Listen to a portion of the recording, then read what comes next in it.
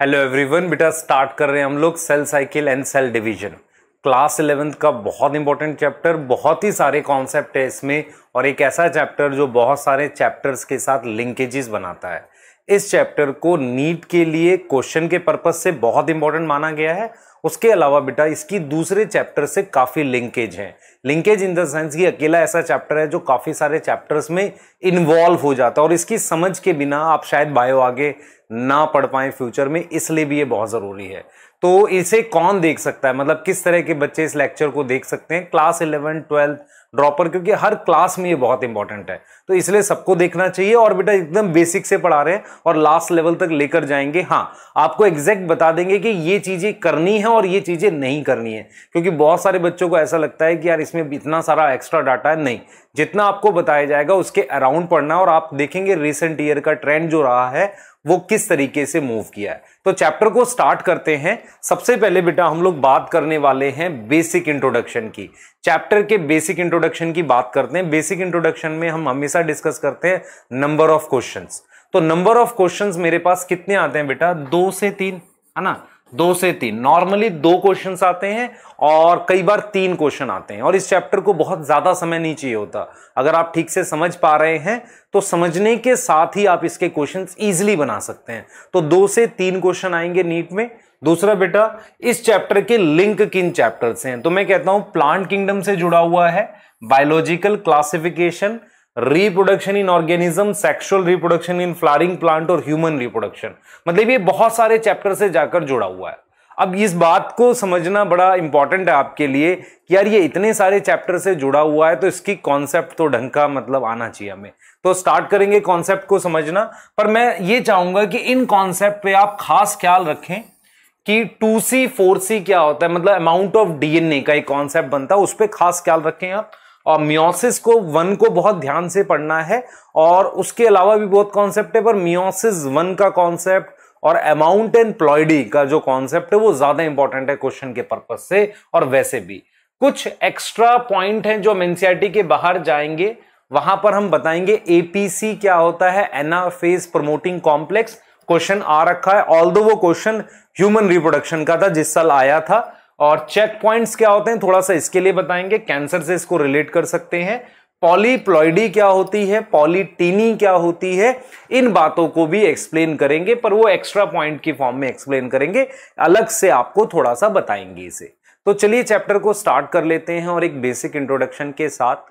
Chapter का एक basic introduction ये है बेटा कि मैं आपसे ये कहता हूं कि अगर आप अपने आसपास ऑब्जर्व करो तो डिफरेंट टाइप के ऑर्गेनिज्म दिखते हैं, मतलब अलग अलग टाइप के ऑर्गेनिज्म है। एक मल्टी सेलुलर जैसे कि ह्यूमन हो गया, काऊ है, या आपको प्लांट्स दिखते हैं, इन सब में एक सिमिलरिटी मिलती है। ये सभी तरह के ऑर्गेनिज्म, ये सभी तरह के जीव एक सिंगल सेल से इवॉल्व हुए थे। मतलब क्या हुआ, हम कहेंगे ये सभी तरह के जीव एक सिंगल सेल की डिवीजन, एक सिंगल सेल के विभाजन या एक सिंगल सेल के बंटने की वजह से, डिवाइड होने की वजह से बने हैं। ये बहुत स्ट्रेंज बात है कि एक सिंगल सेल ने एक ट्रिलियंस ऑफ सेल का एक स्ट्रक्चर बना दिया, एक ऐसा स्ट्रक्चर बना दिया जिसमें बहुत सारे सेल्स हैं। तो यही चैप्टर का बेसिक है कि कैसे एक सिंगल सेल डिवाइड करके पूरा का पूरा ऑर्गेनिज्म बना देता है। इस बात को हमें आज समझना है और पूरे प्रोसेस को जानना है। तो एक बेसिक ऑब्जर्वेशन ये है जो हम ऑब्जर्व करते हैं, what we observe these days, हम जो ऑब्जर्व करते हैं हम यही ऑब्जर्व करते हैं कि एक सिंगल सेल का जो जाइगोट है, सिंगल सेल का हमारे पास जाइगोट है, it can form a complete organism, है ना? पूरा का पूरा ऑर्गेनिज्म बना सकता है, कंप्लीट ऑर्गेनिज्म। और वो सिंगल सेल की डिवीजन से बना है। कैसे बना है बेटा? उस सिंगल सेल की डिवीजन से बना, उसमें एक डिवीजन हो रही है, डिवीजन होने से ऐसा हुआ। ठीक है, ये बात समझ में आ गई। फिर हमने देखा यार क्या सिर्फ डिवीजन हो रही है? मैं अगर आपसे सवाल पूछता हूं क्या सिर्फ डिवीजन हो रही है, आप मेरे को कहोगे नहीं सर सिर्फ डिवीजन नहीं हो रही। तो क्या हो रहा है? तो मैं कहूंगा यार सिर्फ डिवीजन नहीं हो रही है, कुछ और भी चीजें हो रही हैं, सेल के अंदर कुछ और भी बदलाव हैं। तो हमने एक चीज फील करी यार कि सेल जो है वो पहले अपना साइज बढ़ाता है फिर डिवाइड करता है, क्योंकि अगर आप एक ही साइज की चीज को बार बार डिवाइड करते रहेंगे तो नेट तो कुछ बढ़ेगा ही नहीं। जैसे मैं आपको कहूं, ध्यान से सुनना मेरी बात बेटा, एक रूम है आपके पास, अगर आप इस रूम को डिवाइड करते चले जाओ तो साइज थोड़ी बढ़ेगा, लेकिन जब आपने इसको डिवाइड किया और इनका साइज बढ़ाया तब आप फिर डिवाइड करोगे तो चीज का साइज बढ़ता है। तो कहीं ना कहीं मुझे एक चीज फील हुई कि इस पूरे प्रोसेस में एक सिंगल सेल से पूरा ऑर्गेनिज्म बनाना एक लाइफ का बहुत इंपॉर्टेंट प्रोसेस है। इसमें दो चीजें इन्वॉल्व हैं, एक है सेल डिवीजन और दूसरा है सेल ग्रोथ। तो हम यहां पर यह समझ सकते हैं कि दो इंपॉर्टेंट इवेंट हैं हमारे पास लाइफ के, दो इंपॉर्टेंट इवेंट हैं सेल की लाइफ के। बेसिकली दैट इज बेसिकली क्या है मेरे पास, वो क्या है बेटा समझना ध्यान से। सेल की लाइफ के दो इंपॉर्टेंट इवेंट हैं, एक है सेल डिवीजन और हर सेल डिवीजन के साथ क्या होना, सेल का ग्रोथ होना। ये दो इंपॉर्टेंट पॉइंट है जो हमें ध्यान रखने हैं। क्लियर होगी बात? तो अब यहां से हम आगे जाएंगे और पूरे प्रोसेस को जानेंगे, पर हमने ये चीज समझ ली कि हर एक ऑर्गेनिज्म एक सिंगल सेल जाइगोट से बना है। कहीं ना कहीं सेल डिवीजन और सेल ग्रोथ ही इन चीजों के लिए रिस्पॉन्सिबल थे।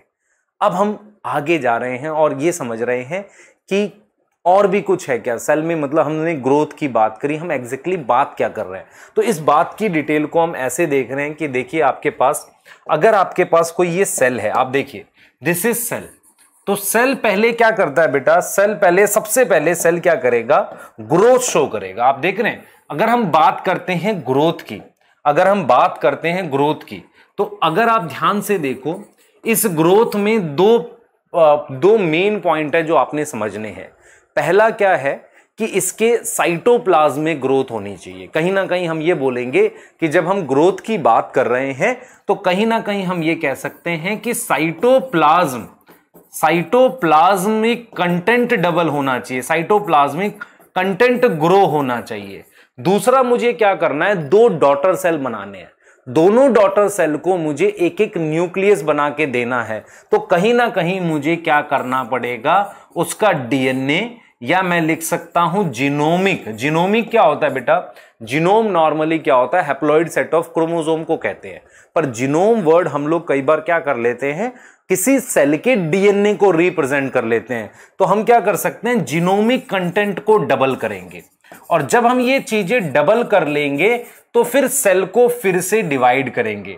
तो हम यहां पर दो चीजें कहना चाहते हैं बेटा, हम कहना चाहते हैं कि हम यहां पर ग्रोथ कर रहे हैं, साथ में हम डीएनए रेप्लिकेशन कर रहे हैं, डीएनए रेप्लिकेशन कर रहे हैं, उसके साथ हम क्या कर रहे हैं बेटा, सेल को डिवाइड कर रहे हैं। तो ये वो प्रोसेस है जिसकी वजह से हमारे पास दो डॉटर सेल बनेंगे, और ये जो दो डॉटर सेल बनेंगे जेनेटिकली सेम होंगे। जेनेटिकली सेम मतलब इनमें सेम टाइप का जीनोम चला गया है, क्योंकि मैंने कहीं ना कहीं जीनोम की यहां कॉपी बनाई है और साथ के साथ यहां साइटोप्लाज्म डबल किया है, और फाइनली मैंने दो डॉटर सेल बना ली है।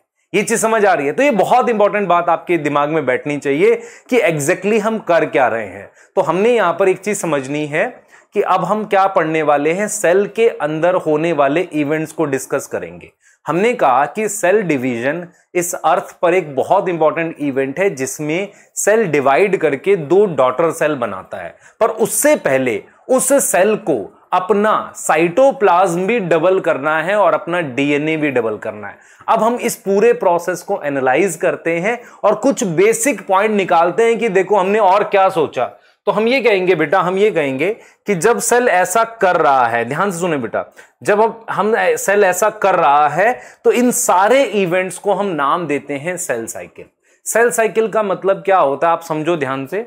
हम यहां पर ये कह रहे हैं बेटा, देखो एक बार फटाफट से, ये सेल है, इसने ग्रोथ करी, इसने डिवीजन करी, तो ये जो इवेंट है ये रिपीट हो सकता है दोबारा से। तो इस पूरे इवेंट को, ये पूरा इवेंट एक सीक्वेंस में है, कोऑर्डिनेटेड है, आप समझ रहे हो, सीक्वेंस में है, मतलब ये फिक्स है कि हमारे पास साइटोप्लाज्म डबल हो रहा है, डीएनए डबल हो रहा है, फिर डिवाइड कर रहा है। ऐसा नहीं है कि रैंडम हो रहा है कि अभी डीएनए डबल हुआ, डिवीजन हो गई, फिर डिवीजन हो गई, फिर डीएनए डबल होगा, ऐसा नहीं। ये सब एक सीक्वेंस में चल रहा है। तो ये जो सीक्वेंशियल इवेंट होता है ये बार बार रिपीट होता रहता है, तभी हम बहुत सारे सेल बना पाते हैं। इसे हम नाम देते हैं सेल साइकिल। तो हम यहां पर एक डेफिनेशन पर आते हैं कि sequence of events by which cell duplicate it genome. Genome का मतलब उसका डीएनए। डीएनए जो बेटा हम लोग normally genome haploid set of chromosome को कहते हैं, पर हम रिप्रेजेंट कर सकते हैं जीनोम किसी सेल के डीएनए को।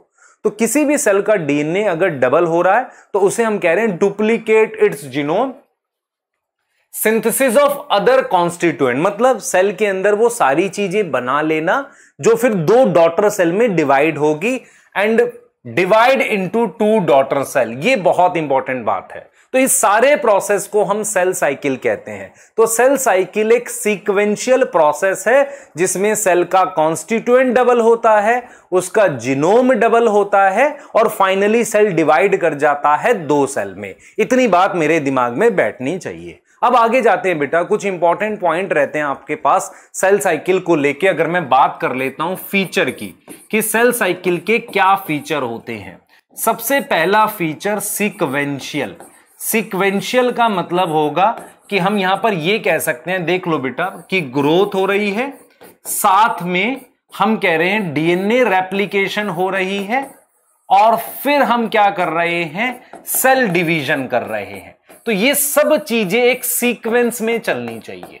अब यहां पर कई बार मेरे दिमाग में आता है कि यार ग्रोथ एक पर्टिकुलर टाइम पर होती है क्या? हम कहते हैं नहीं। एनसीईआरटी इस बात को भी मानती है कि कुछ ना कुछ चीजें बायोसिंथेसिस हमेशा चलती रहती है। तो साइटोप्लाज्म की ग्रोथ, जिसे हम साइटोप्लाज्म में होने वाली ग्रोथ कहते हैं, इस साइटोप्लाज्मिक ग्रोथ को हम एक कॉन्टिन्यूअस प्रोसेस मानते हैं, क्योंकि सेल के अंदर साइटोप्लाज्म में कुछ ऐसे बदलाव जो कि एनाबोलिज्म है ये चलते रहते हैं। तो हम ये कह सकते हैं कि growth in a cytoplasm is a continuous process. ये एक लगातार प्रोसेस है, ये एक कंटिन्यूअस प्रोसेस है जो लगातार चलता रहता है। आप समझे ध्यान से। तो growth in cytoplasm is a continuous process, ये लगातार चलता रहता है, लगातार कॉन्टिन्यूअसली चलता रहता है, ठीक है। लेकिन डीएनए रेप्लिकेशन हमेशा एक फिक्स फेज में होती है। क्या मैं बोल सकता हूं डीएनए रेप्लिकेशन पूरी सेल साइकिल में हमेशा नहीं होती, it occur only a fix duration के लिए। तो हम सिर्फ ये लिख सकते हैं cytoplasm is a cytoplasmic growth की हम बात कर रहे हैं, वो एक कॉन्टिन्यूअस प्रोसेस। आप इस चीज को समझे। तो साइटोप्लाज्मिक ग्रोथ है ना, इज अ कॉन्टिन्यूअस प्रोसेस, लगातार प्रोसेस है। और डीएनए रेप्लिकेशन जो होगा वो एक ही बार हो रहा है। डीएनए रेप्लिकेशन जो होगा अकर ओनली वंस, है ना, एक ही बार होगा और फिक्स ऐसा ड्यूरेशन है, इतने टाइम तक हो रहा है, ऐसे हो रहा है। दूसरी चीज क्या है बेटा, क्योंकि हम क्या करते हैं, एक सेल को डिवाइड करके दो सेल बनाते हैं, 2 से 4, और उससे पूरा ऑर्गेनिज्म बनता है। ये एंटायर प्रोसेस क्या होना चाहिए, कोऑर्डिनेटेड होना चाहिए। ये लाइन एनसीईआरटी लिखती भी है कि पूरा का पूरा प्रोसेस क्या होना चाहिए, कोऑर्डिनेटेड होना चाहिए। मतलब कि किसके बाद क्या होगा, ये कोऑर्डिनेशन। मतलब कोऑर्डिनेशन का मतलब मेरे पास सीक्वेंस फिक्स है, चेंजेस फिक्स है कि कौन से बदलाव होंगे, और लगभग ड्यूरेशन फिक्स है।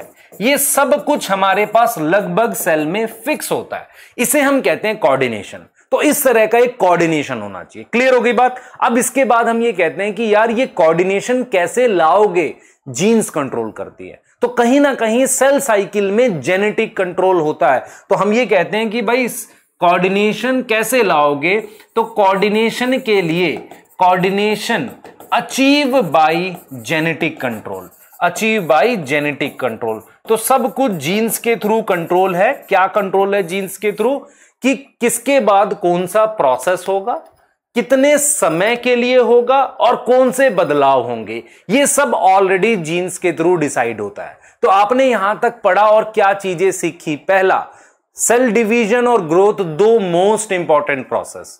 ग्रोथ में सिर्फ साइटोप्लाज्मिक ग्रोथ नहीं है, it also involve DNA duplication, और ये सारे प्रोसेस एक कोऑर्डिनेटेड मैनर में अंडर जेनेटिक कंट्रोल होते हैं, और इस पूरे सीक्वेंस को हम क्या नाम दे देते हैं, सेल साइकिल। तो सेल साइकिल का अर्थ, सेल साइकिल का मीनिंग है सेल के अंदर होने वाले सारे बदलाव, इन्हें हम क्या बोल देते हैं, सेल साइकिल बोल देते हैं। अगर आप इतनी बात समझ गए हैं तो आपको एनसीईआरटी की वो लाइनें भी आ जाएंगी जो हम इजीली चेक कर सकते हैं। तो ये एनसीईआरटी की कुछ लाइन है, हम उसमें से मेन लाइनें मार्क करते हैं आपके लिए। You may wonder how a single cell goes to form such a large organism. ना, ये जाइगोट की बात कर रहा है, यहां सिंगल सेल किसकी बात कर रहा है, जाइगोट की। और ग्रोथ एंड रिप्रोडक्शन जो है, ग्रोथ और रिप्रोडक्शन, यहां पर रिप्रोडक्शन वर्ड का मतलब बेटा क्या है, डिवीजन है, सेल डिवीजन की बात हो रही है।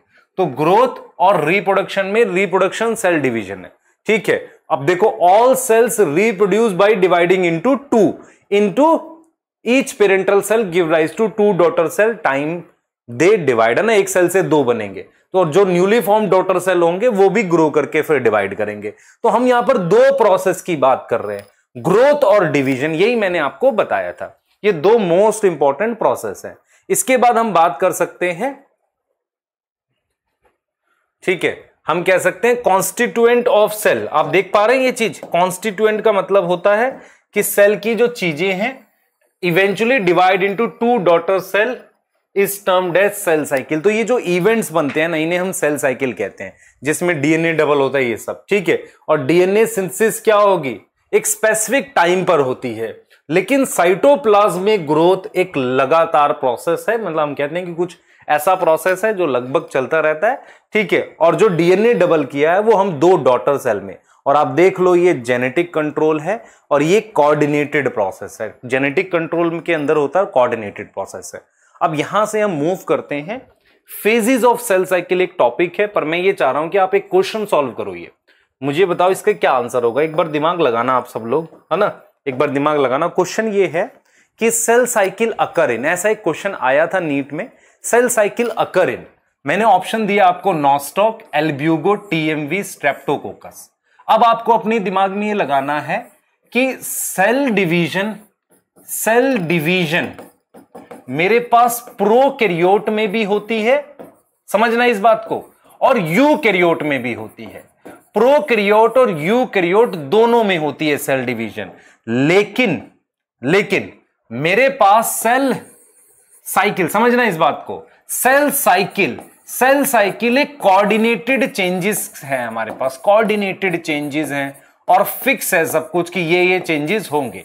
तो कोऑर्डिनेटेड चेंजेस मेरे पास ये वाले यूकैरियोटिक सेल में होते हैं। ऑल्दो प्रोकैरियोटिक का भी जेनेटिक कंट्रोल है, कोऑर्डिनेटेड है, पर प्रॉपर हम फेजेस नहीं बना पाते।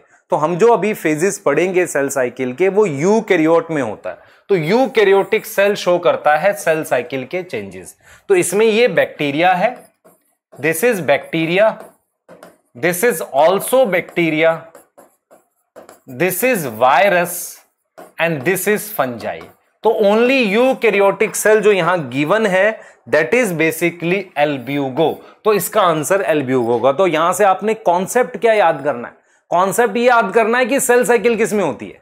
कॉन्सेप्ट ये लेके जाना अपने दिमाग में कि सेल साइकिल यूकैरियोटिक सेल में होती है, और ये प्रीवियस ईयर का क्वेश्चन था। अगर आपको समझ आया तो इसमें हम आगे अब जा सकते हैं। अब हम क्या करेंगे बेटा, ध्यान से सुनना, मैं आपसे एक एग्जांपल देता हूं और मैं एग्जांपल रिपीट भी करूंगा एक जगह। मैं आपसे ये पूछना चाह रहा हूं कि मुझे ये बताओ कि जब आप छोटे थे, छोटे से आप बड़े हो रहे हो, तो चेंजेस आ रहे हैं, क्या आपने अपनी लाइफ में कुछ ऐसा देखा कि आज आपको बताया गया कि आप आज बड़े हो गए हो, फिर उसके बाद आप में ये एज आ गया? ऐसा तो कुछ नहीं। ये कॉन्टिन्यूस प्रोसेस, आपकी जो लाइफ बढ़ रही है कॉन्टिन्यूस प्रोसेस है। लिविंग ऑर्गेनिज्म में हमारे पास सभी तरह के प्रोसेस एक कंटिन्यूस प्रोसेस होते हैं। हम कभी भी उन प्रोसेसेस को, लिविंग ऑर्गेनिज्म को पता नहीं चलता, लेकिन हम क्या करते हैं, उन चेंजेस को, उन लिविंग ऑर्गेनिज्म के चेंजेस को अलग अलग फेजेस में डिवाइड करते हैं पढ़ने के लिए। ऐसे ही हमने क्या बोला, हमने कहा कि देखो भाई, सेल के अंदर होने वाले बदलाव या चेंज वो भी एक कॉन्टिन्यूस प्रोसेस है। उन कॉन्टिन्यूस प्रोसेस को हम फेजेस में डिवाइड कर देते हैं। तो हमने क्या किया, हमने कहा कि जो सेल साइकिल है उसको भी हम फेजेस में डिवाइड करेंगे। तो हम यहां पर इस बात को लिख रहे हैं आपके लिए बेटा, हम इस बात को लिख रहे हैं कि सेल में होने वाले चेंजेस को हम किस में डिवाइड कर रहे हैं, फेजेस में।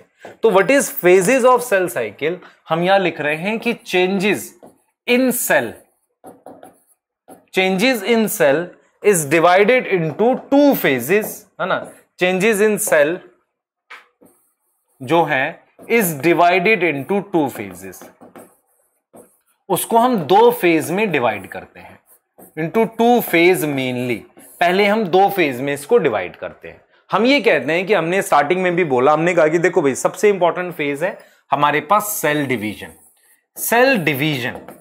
सेल डिवीजन नॉर्मली कौन सी होती है, माइटोसिस होती है। नॉर्मली कौन सी होती है, माइटोसिस होती है।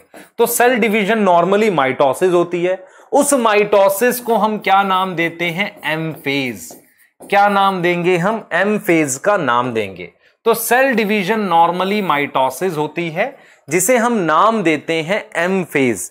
क्या नाम देंगे बेटा, हम नाम देंगे एम फेज। क्लियर है, ठीक है। ये चीज समझो ध्यान से बेटा, हमने नाम दे दिया इसको M phase. Cell division normally mitosis होती है। भाई मैं फोन देखने गया था, है ना, कि कोई अर्जेंट मैसेज ना आया हो, ठीक है। चलो कोई बात नहीं। सेल डिवीजन नॉर्मली क्या होता है, एम फेज में होता है, माइटोसिस हो गया, ठीक है, क्लियर। दूसरा क्या होगा बेटा, हमारे पास होता है दूसरा होता है इंटरफेज। इंटरफेज का क्या मतलब होता है समझना। मान लो मैं सेल साइकिल को एक सर्कल से रिप्रेजेंट करता हूं, this phase is M phase. तो एम फेज यहां खत्म हो गया, सेल डिवाइड हो गया। यहां से लेकर दोबारा सेल डिवीजन स्टार्ट होने के इस पूरे फेज को हम क्या नाम देते हैं, इंटरफेज नाम देते हैं। और इंटरफेज में आपको क्या चेंजेस करने हैं, इंटरफेज में आपको क्या चेंजेस करने हैं, सोचो, दिमाग लगाओ। इंटरफेज में आपको ग्रोथ करानी है, डीएनए डबल करना है, और क्या करना है, तैयारी करनी है ना, ये सब करना है।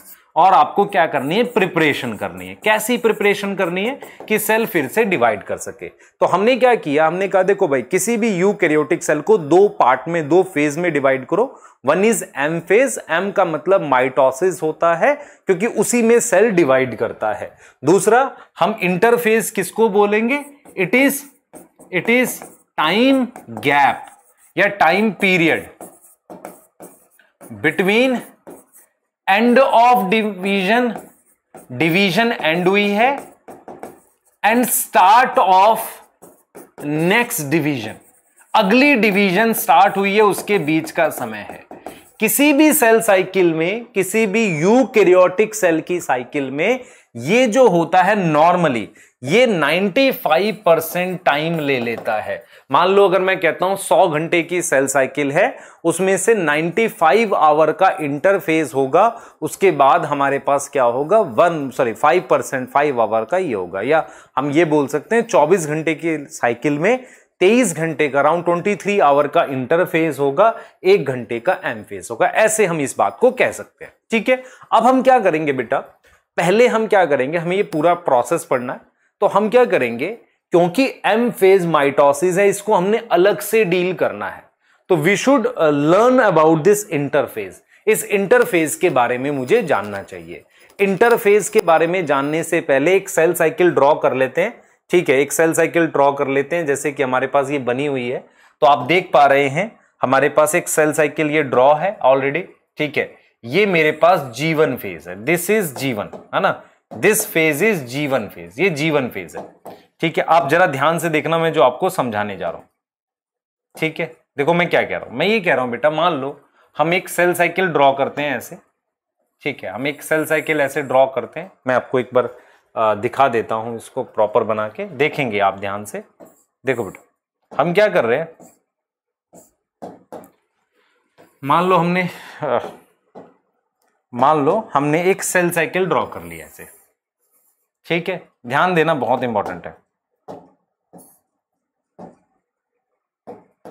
ठीक है।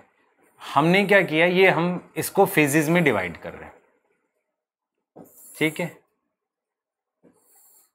हमने क्या किया, इसको फेजेस में डिवाइड कर दिया, ठीक है। सुनना ध्यान से मैं क्या कहने वाला हूं। देखो दिस इज एम फेज। इस एम फेज में सेल डिवाइड होता है, सेल डिवीजन होती है। इसको देखो ऐसे समझते हैं हम लोग। और यहां पर इस फेज में डीएनए डबल होता है, इसे एस फेज कहते हैं। एस फेज में डीएनए डबल होता है। डीएनए डबल होने का मतलब डीएनए रेप्लिकेशन होती है। मैंने पहले 2 फेज दिखाया आपको। अब जरा ये देखो, हम क्या कहेंगे बेटा, सेल डिवीजन और डीएनए रेप्लिकेशन के बीच में जो पहला गैप है इसे G1 कहते हैं, गैप 1। गैप का क्या मतलब हुआ, मान लो मैं कहता हूं कि 11 AM अगर सेल ने डिवीजन कंप्लीट करी और उसने क्या किया बेटा, फिर उसने क्या किया, ध्यान देना इस चीज को, उसने फिर मान लेते हैं 6 PM तक डीएनए रेप्लिकेशन करने से पहले अपनी तैयारियां करी। तो एक तरीके से उसने एक टाइम गैप लिया। किसके बीच का टाइम गैप है, सेल डिवीजन और डीएनए रेप्लिकेशन के बीच का जो टाइम गैप है उसे हम गैप 1 कहते हैं, G1 कहलाता है। G1 का मतलब होता है गैप 1। किसके बीच का gap, gap between, time period हुआ ना। गैप का क्या मतलब होता है बेटा, गैप का मतलब होता है टाइम पीरियड। तो यहां उसने कितना समय लिया, तो गैप बिटवीन हम लिख रहे हैं किसके बीच का gap, cell division and DNA replication. Cell division और डीएनए रेप्लिकेशन के बीच के इस गैप को हम क्या नाम दे देते हैं बेटा, G1 नाम दे देते हैं। That is G1, gap 1। Now similarly this is also known as G2, gap 2। तो गैप 2 किसके बीच का गैप है, आप देख रहे हो, क्योंकि सेल साइकिल में डायरेक्शन है, इसलिए हम कहेंगे gap between DNA replication and cell division. Cell division के बीच के इस गैप को, डीएनए रेप्लिकेशन के बीच के गैप को हम क्या बोलेंगे, हम क्या बोल रहे हैं बेटा, हम बोल रहे हैं G2, है ना। तो G1 is gap 1 and G2 is gap 2। मान लो यहां 6 PM लिखा, मैंने यहां लिख दिया 10 PM, ठीक है। फिर मैं यहां ले गया, मैंने कहा ठीक है, यहां पर चलो 10 PM लिख दिया हमने, ठीक है। 6 के बाद मान लो यहां पर लिख दिया 12 AM लिख दिया, चलो। उसके बाद हमने फिर यहां पे ले गए, हमने 10 AM लिख दिया।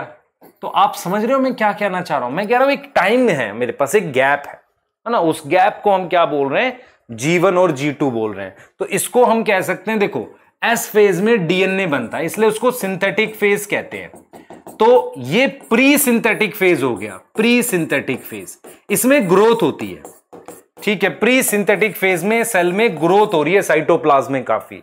ये पोस्ट सिंथेटिक फेज है, इसमें ग्रोथ तो हो ही रही है, साथ के साथ तैयारी हो रही है। किसके लिए तैयारी हो रही है बेटा, डिवाइड करने के लिए। तो मैं आपसे कह रहा हूं, ध्यान से सुनेंगे, मैं आपसे कह रहा हूं this is gap 1 and this is gap 2। Time exact नहीं है, मैं आपको बताऊंगा टाइम को लेके, पर आपने ये समझना है कि हमारे पास बेसिकली सेल साइकिल में क्या होता है। सबसे इंपॉर्टेंट फेज सेल डिवीजन हो गया, 2 सेल डिवीजन, एक सेल डिवीजन खत्म हुई, दूसरी स्टार्ट के बीच के गैप को इंटरफेज कहते हैं।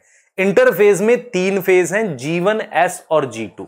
तो जो G1 फेज है मेरे पास, जो G1 फेज है